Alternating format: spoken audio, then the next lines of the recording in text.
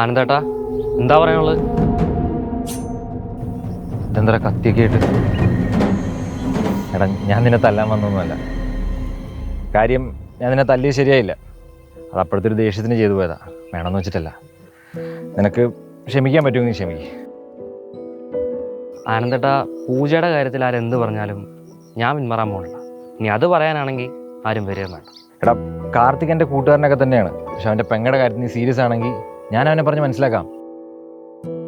ആ, അതൊക്കെ അവിടെ നിൽക്കട്ടെ. നിങ്ങൾക്ക് എൻ്റെ പെങ്ങളെ ഇഷ്ടമാണോ? ആര് പറഞ്ഞു? ഞാനും കുറച്ച് വൈകിയായിരുന്നു. എടാ, അതും കൂടെ പറയാനായിട്ട് നിന്നെ കാണണം ഞാൻ പറഞ്ഞേ. കാര്യം എൻ്റെ കൂടെ ആശയപ്പില്ലേ?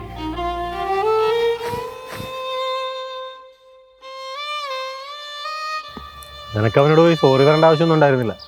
നമ്മളറിഞ്ഞില്ലല്ലോ അവൻ അവളുടെ അനിയനാണെന്ന്. ഏതായാലും പിടിച്ച് പൊട്ടിച്ചതായി. ഞാൻ തല്ലിയത് അവൻ്റെ വർത്തമാനം കേട്ടിട്ടാണ്. അത് രണ്ടുപേരും ഇഷ്ടപ്പെടുന്ന അത്ര വലിയ തെറ്റായിട്ട് എനിക്ക് തോന്നിയിട്ടില്ല. നിനക്കെന്താടാ അത് അവളുടെ അനിയനാണെന്ന് പറഞ്ഞപ്പോൾ ഒരു മാറ്റം?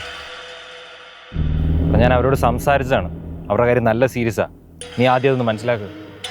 ഓ, നിന്റെ പെങ്ങളല്ലല്ലോ, അപ്പോൾ എനിക്ക് എന്തും പറയാമല്ലോ. എടാ, നമുക്കിടയിൽ എൻ്റെ പെങ്ങൾ നിൻ്റെ പെങ്ങൾ അങ്ങനെയൊക്കെ ഉണ്ടോ? അങ്ങനെയാണോ നീ എന്നെ മനസ്സിലാക്കിയിരിക്കുന്നത്? പിന്നെ നീ എന്താ പറഞ്ഞു വരുന്നത്? നിനക്ക് നിന്റെ മറ്റവളായിട്ട് തെറ്റാണ്, ഞാൻ എൻ്റെ പെങ്ങളെ കൂടി തന്നെ. ഒരുമാതിരി ചെറ്റ വർത്തമാനം പറയാം. മാറിക്ക്, സംസാരിച്ചാൽ ശരിയാവില്ല.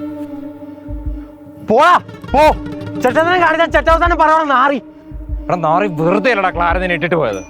അവർക്ക് ഇഷ്ടമാണെങ്കിൽ അവർ ഒരുമിക്കുക തന്നെ ചെയ്യും. നീ എന്താന്ന് വെച്ചാൽ ചെയ്യും.